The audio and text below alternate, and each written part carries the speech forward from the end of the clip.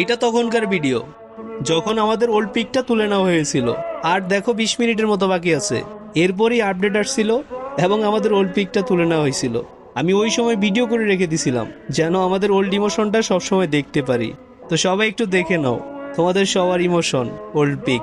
আর comment বক্সে অবশ্যই বলে যাবা তোমরা কি ওল্ড পিকটাকে মিস করো।